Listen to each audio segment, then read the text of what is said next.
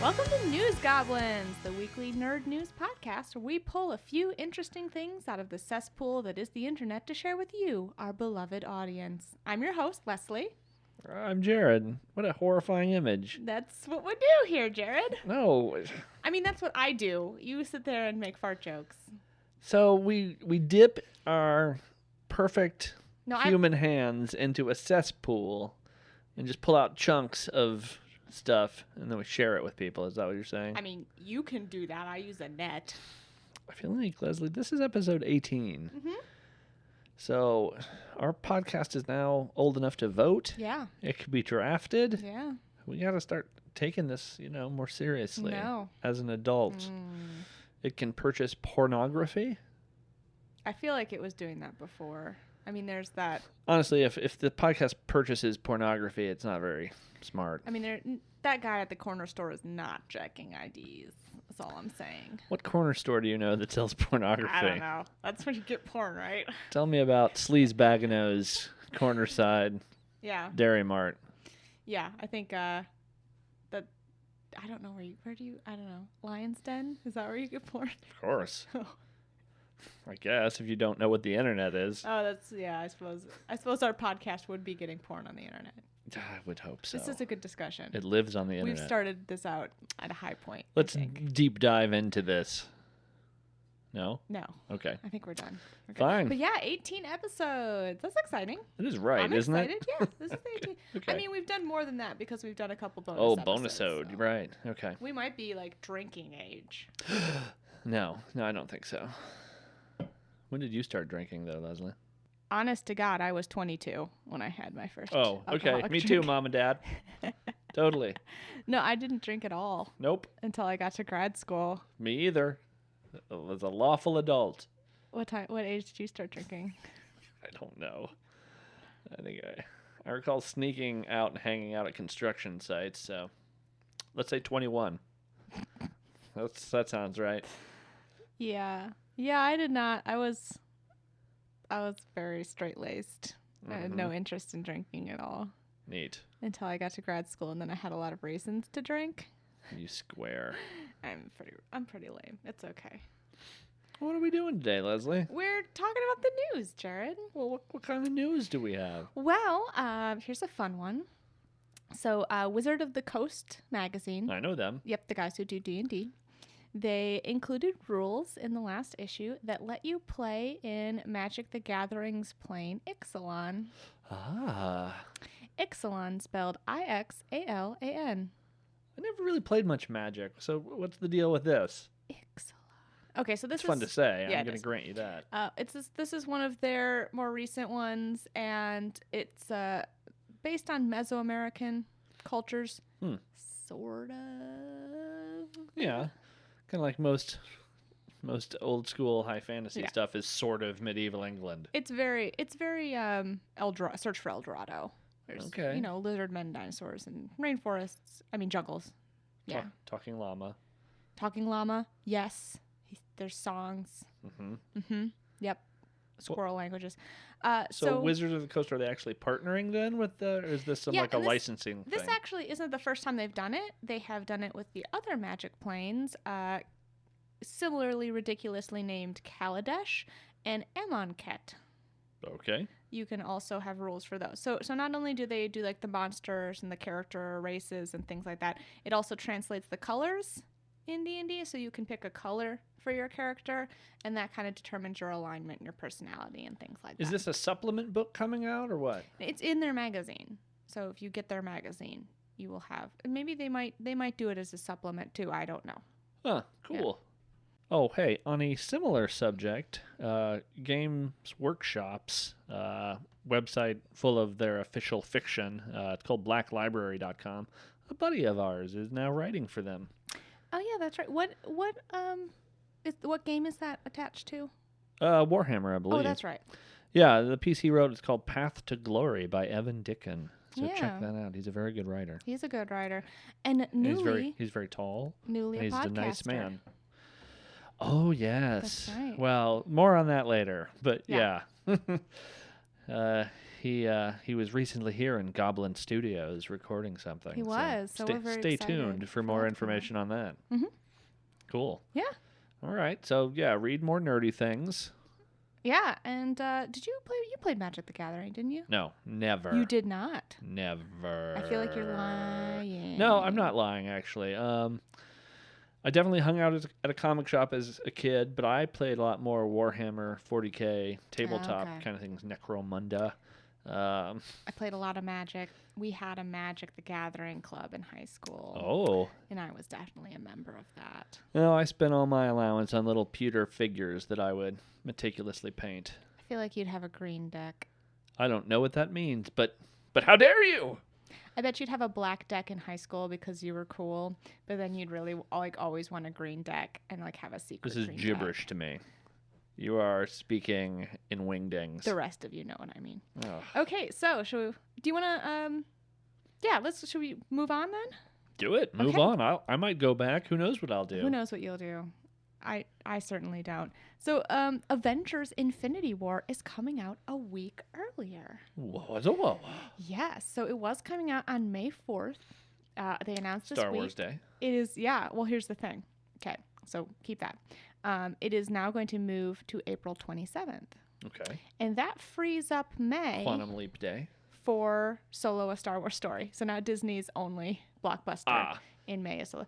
But they did it in kind of a cute way where Robert Downey Jr. tweeted, hey, can I see it earlier and bring some friends? And they were like, hey, yeah, what friends? And he's like, the entire world. Gross, Disney. Yeah, it was cute. Twee. It was adorable. So yeah, so now it is coming out on April 27th. Well, that's super exciting. Yeah. We just bought Thor Ragnarok, and we were rewatching that and all the extras. Was that last night?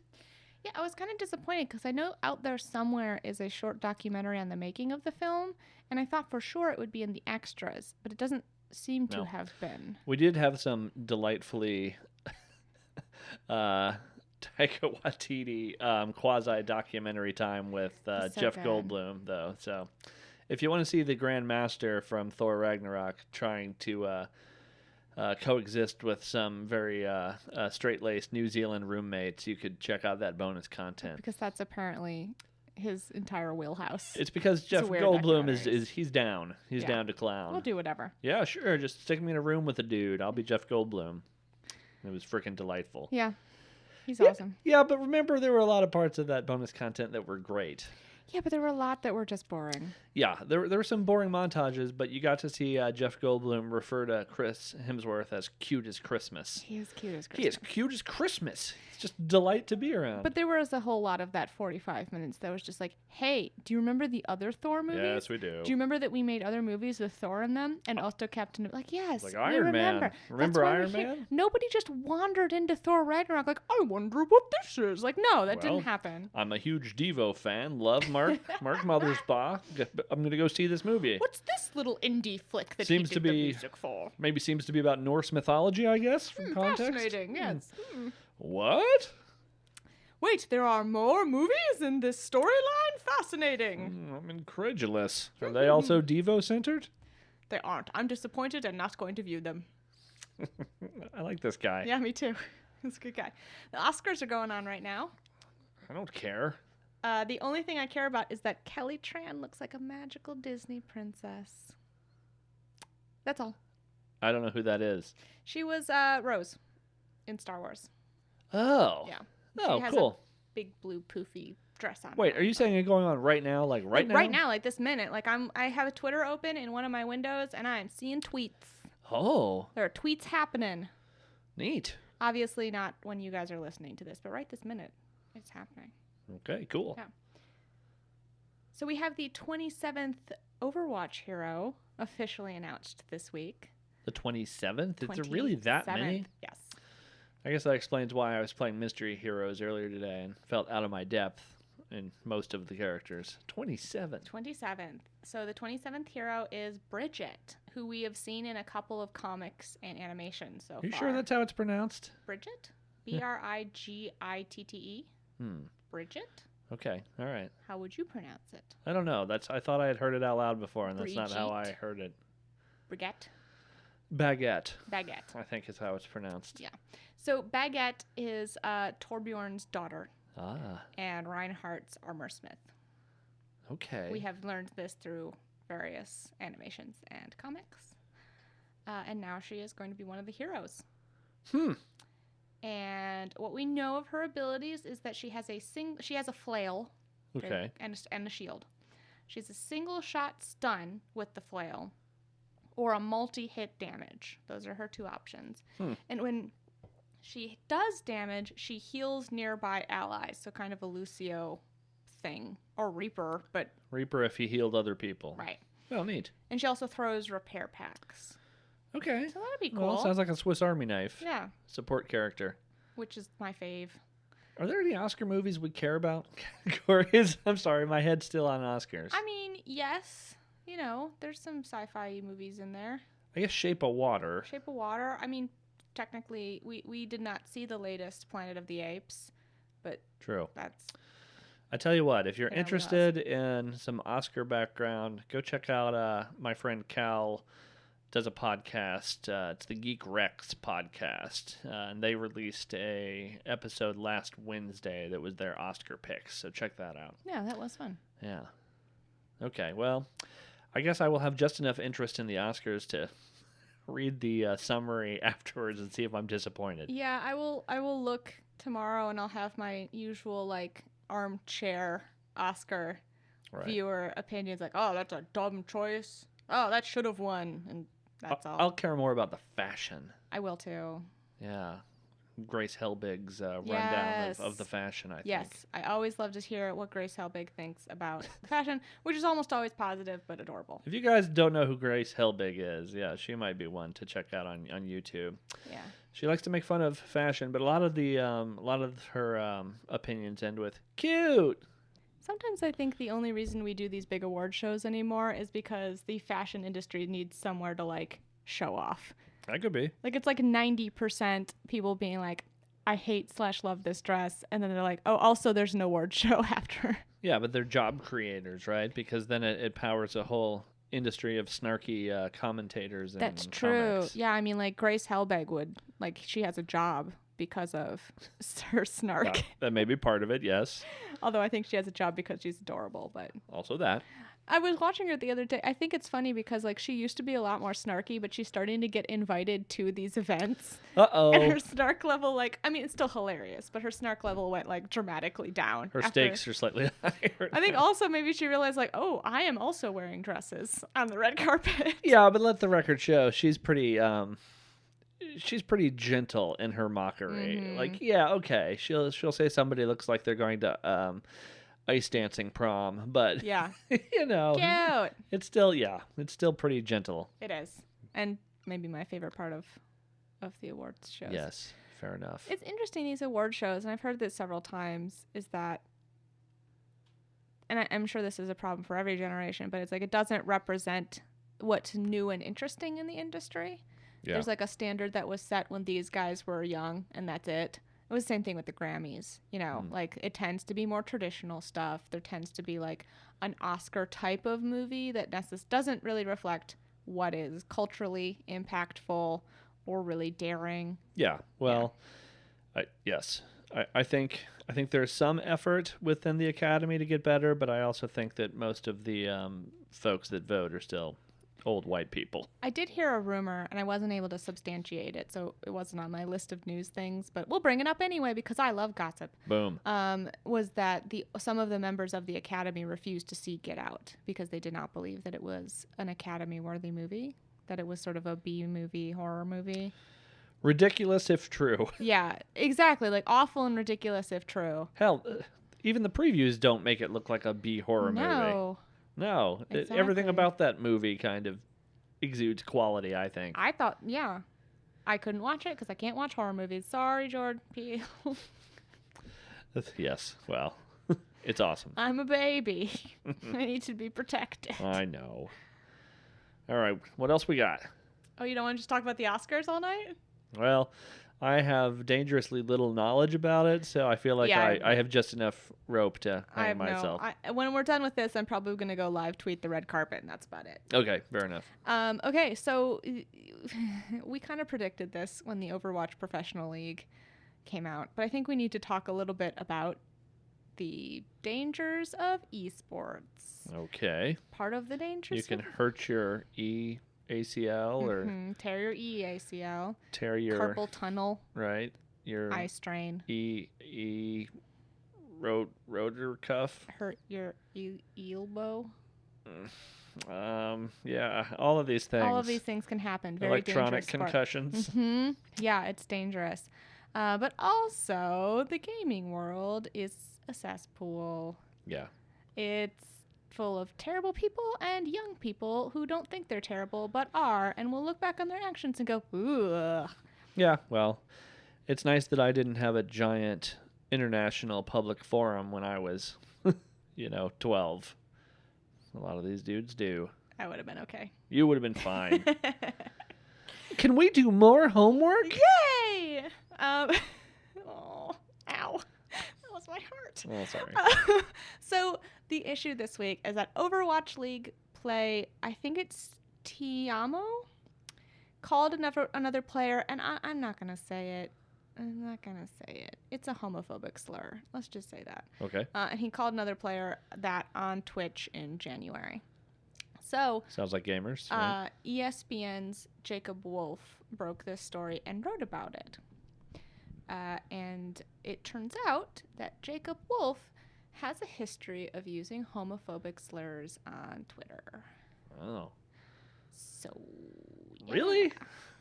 Yes. That's bizarre. My least favorite part of this entire story, I mean, the whole thing is awful, but I'm really kind of irritated that the Dallas Fuel that Tiamo is a member of, their first sentence on this was, "We do recognize that our players and all those in the Overwatch League are constantly under the microscope." Everyone is constantly under the microscope. Yeah. And if you are going to pay someone $50,000 to be a professional player, yeah, they get to be held to a different standard. I'm sorry, this is the way the world works.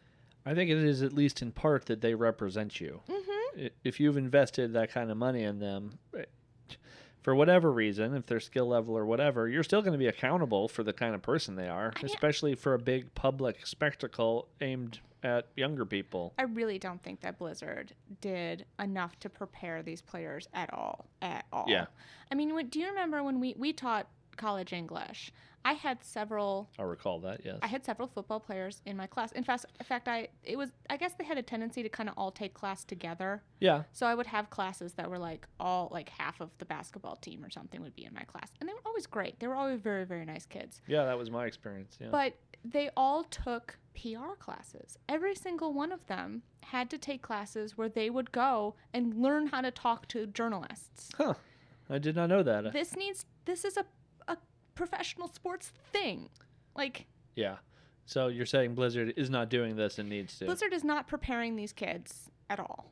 Clearly. Yeah. Well, because the teams and the players seem to be blindsided every time they're held to a professional sports standard. Yeah. Which is what they're going to do, especially if Blizzard actually wants Overwatch to be a family game, which seems to be a goal. Yeah, I mean, they also seem to be adopting a lot of the trappings of professional sports, so... Yeah. This is going to happen. They want it to be big and shiny and family-friendly and professional, and yet they seem completely unprepared with the fact that they're playing a video game. The people who are best at Overwatch are awkward? What? We have kids who don't understand you can't say these things on television?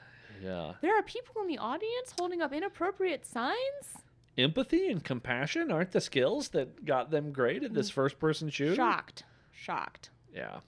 We actually have to put time and effort into preparing people to meet an audience? Well, now what's important is that they have some kind of position and consequence and et cetera, et cetera, et cetera. Well, you hope. Or there will be no consequence and everything will get worse. Yeah. Yeah. We'll see. It's in its infancy.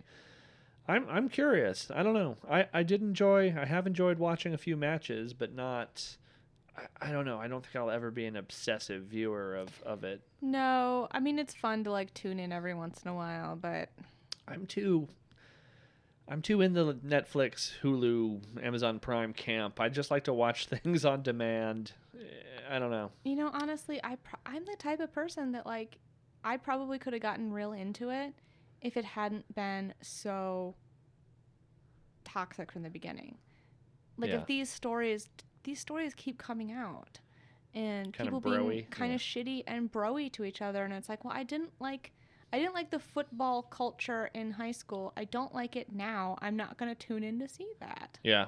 Well, hell, I don't even wear the mic usually when I play because I don't particularly want to talk to people. I've kind of stopped too. Yeah. You know, did I tell you my theory on this? No. Okay, so when I was playing WoW was always a little bit toxic, but it got dramatically more toxic the more real world monetized it became. So when people would like gold farm and work the auction house and things like that, when real world money got involved, it got a lot more toxic, like very quickly. I feel like the same thing is happening with Overwatch. It's something about like, even if you're never going to actually touch that real world money, the fact that you can changes the game. Interesting. I think the fact that there's real world money somehow attached to it fundamentally changes the game. In a way that brings out the worst in The people. the worst competitive parts of people. Well, I see what you're saying. Yeah. I mean, I don't have any evidence of this. This is just based on my own experience in games that have at some point had real world money involved. Yeah. That's usually when I leave them because somehow it changes it. Yeah. There's like that little bit of hope in everybody that they could be the pro, and the only thing that's holding them back is the rest of y'all. Yikes. Huh. Well, I don't know. I don't think that's going to change. That's one of those things where once the genie is out of the bottle, I think it's out. You can't reverse it. Yeah. I don't know what the answer is. I mean, I think the answer is just normal players holding each other accountable, you know. But that's hard, and you want to just play. You don't want to be policing other people. Well, I don't know, Leslie. I just don't know. I just don't know either. Do you think that Fishman's going to win anything tonight at the Oscars? I bet the Fishman's going to win a lot of stuff. Well, does he have a tank? Can we talk about a very adult part of that real quick? Oh, okay, yeah. Apparently, this was not on my list of things I want to talk about, but let's talk about it. Uh-oh. So apparently there was, of course, a adult toys store that made a Shape of Water dildo. And Guillermo del Toro released a comment Leslie, on it. is it called a gildo? It is. Very good. Thank you. Very good. That it was not accurate. What? Yes. Okay, so that tells us two things. That tells us thing one, it wasn't accurate. Thing two, Guillermo del Toro has a vivid idea of what this character's penis looks like. Thing three, he is holding out on us. Yeah, release the documents. Yeah. Yes. Release the blueprint. We need a sketch. Del Toro. Come on, Del Toro. Quit keeping us in suspense. It'll come out in like the like show Bible movie art from kind There's of thing. gonna be like a collector's edition of the Blu-ray that will you can buy it with. It'll come with a pop-up book, Oh my god! and the only thing that pops up is that fish dick. It's all completely flat except the last page. Boing, boing, boing. Yeah, it has the sound effect too. Oh my god! Yeah. All right. Well, This is there a classy show. you go. It's been a classy episode. It has been. Well, folks. I have one more silly thing. Oh. My one more silly thing, let us cast judgment upon it, Okay. is that you can now pay $400 for a minimalist dumb phone. Go on. It does not have apps or a camera. It can send texts, make calls, and set up alarms. So you can feel superior and have a phone. But $400 doesn't seem like that much of a savings. No, it is not.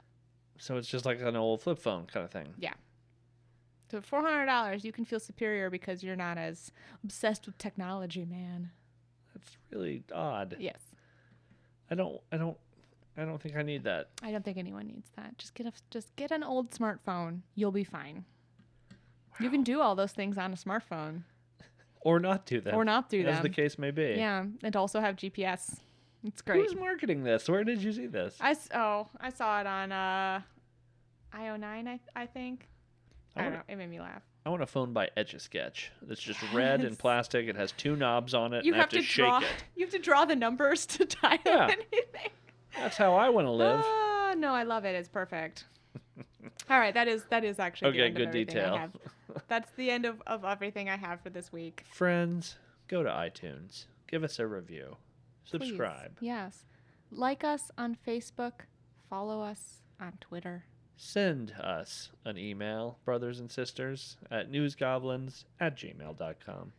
Do you have a nerdy relationship question you have? We'll answer that, or we'll take a stab at it. We'll say words about it. Any other question you might have? Also that. Yep. Do you have a good reason why you would want a dumb phone?